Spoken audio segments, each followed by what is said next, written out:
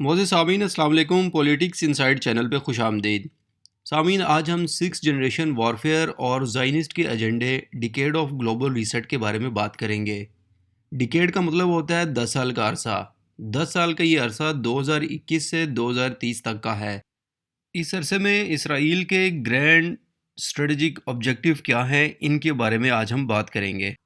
سب سے پہلے دنیا بھر کی توانائی، گیس اور تیل کے ذخائر کا کنٹرول، دنیا بھر کے اہم ترین سمندری اور خشکی کی گزرگاہوں کا کنٹرول، چین کی بڑھتی ہوئی طاقت کو لگام ڈالنا، روس کو دوبارہ سر اٹھانے سے روکنا، اسرائیل کی موجودہ ریاست کا دفاع کرنا اور گریٹر اسرائیل کا قیام، اسلام کو بطور سیاسی یا معاشرتی نظام نافذ نہ ہونے دینا۔ آئیے ان گرینڈ آبجیکٹیوز کے بارے میں بات کرتے ہیں اور دیکھتے ہیں کیسے پاکستان ان کی راہ میں رکاوٹ بنا ہوا ہے، اور انہی کی وجہ سے پاکستان کے اوپر سکس جنریشن وارفیئر مسلط کی گئی ہے۔ ان گرینڈ آبجیکٹیو کے حصول کے لیے نیٹو فورسز اور امریکی فورسز کو افغانستان سے بہتر اور کوئی جگہ نہیں ملی، کیونکہ افغانستان ہی وہ واحد جگہ ہے جہاں سے بیٹھ کر چین پر نظر رکھی جا سکتی ہے اور روس پہ بھی نظر رکھی جا سکتی ہے، اور عرب ممالک کے اوپر جو دنیا کا 70% تیل پیدا کر رہے ہیں اس پہ نظر رکھی جا سکتی ہے، اور خاص طور پر دنیا کی سب سے خاص گزرگاہ گوادر اور سی پیک کے اوپر بہت آرام سے نظر رکھی جا سکتی ہے، جو ان قریب انشاءاللہ نہر سوئز سے زیادہ اہمیت حاصل کر جائے گی۔ روس، چین اور انڈیا کے خشکی اور سمندری راستوں کا کنٹرول یہاں سے آسان ہے۔ اس کے علاوہ طالبان میں ایک اسلامی اور سیاسی نظام لانے کی جو کوشش ہو رہی ہے اس کو بھی تباہ کرنا بہت آسان ہوگا۔ ان مقاصد کے حصول کی راہ میں پاکستان حائل ہے۔ وہ کیسے ہے؟ آئیے اس کو سمجھنے کی کوشش کرتے ہیں۔ سب سے پہلے تیل اور گیس کے ذخائر کا کنٹرول حاصل کرنا، یعنی دنیا کے 70% سے زائد تیل اور گیس کے ذخائر ایشیا، عرب ممالک اور ایران میں موجود ہیں۔ عرب ممالک میں سعودی عرب دنیا کا سب سے بڑا تیل پیدا کرنے والا ملک ہے۔ پاکستان کے پڑوس میں واقع ایران غالباً دنیا کا چوتھا بڑا تیل پیدا کرنے والا ملک ہے۔ سعودی عرب ہمارا دینی مرکز ہے، اور دنیا جانتی ہے کہ ایک نیوکلیر پاکستان کی موجودگی میں سعودی عرب کی طرف آنکھ اٹھا کر دیکھنا ممکن نہیں ہے، جس کا تلخ تجربہ اسرائیل نے کیا تھا عرب اسرائیل جنگ کے دوران، جس میں پاکستان نے عربوں کی بہت مدد کی تھی اور اسرائیل کو بہت مار پڑی تھی۔ جہاں تک ایران کا تعلق ہے تو پاکستان نے ایران کی مدد میزائل ٹیکنالوجی کے حصول کے میں کی تھی۔ پاکستان کی وجہ سے ہی ایران اور سعودی عرب کی جنگ نہیں ہو پا رہی، اور ایشیا کے ممالک اور افغانستان میں مجاہدین پر پاکستان کا بہت زیادہ اثر و رسوخ ہے، اور پاکستان کی موجودگی میں وہاں آرام سے قدم جمانا ممکن نہیں۔ اسی لیے ایشیا اور عرب ممالک اور پاکستان کے تیل اور گیس کے ذخائر کو کنٹرول کرنے کے لیے پاکستان کا وجود ختم کرنا بہت ضروری تھا۔ دوسرے نمبر پہ بات کرتے ہیں سمندری اور خشکی کے راستوں کا کنٹرول حاصل کرنا۔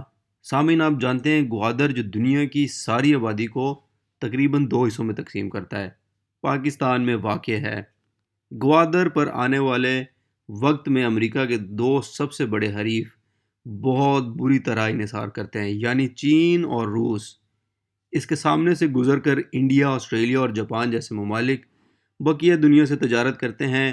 گوادر پر کنٹرول سے آپ بحر ہند کو بہت آسانی سے کنٹرول کر سکتے ہیں۔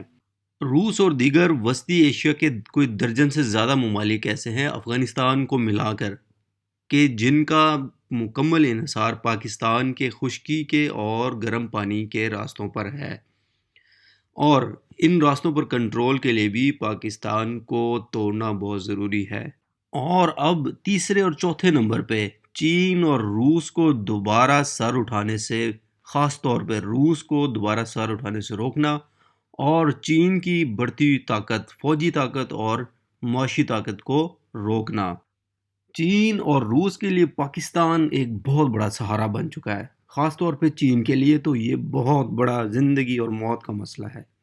اسی لیے ہی چین نے امریکہ کو دھمکی دی تھی کہ پاکستان پر حملہ، بیجنگ پہ حملہ تصور کیا جائے گا، اور پاکستان کی اہمیت ایسے ہی ہے چین کے لیے جیسے پاکستان کے لیے افغانستان میں امن کی اہمیت ہے۔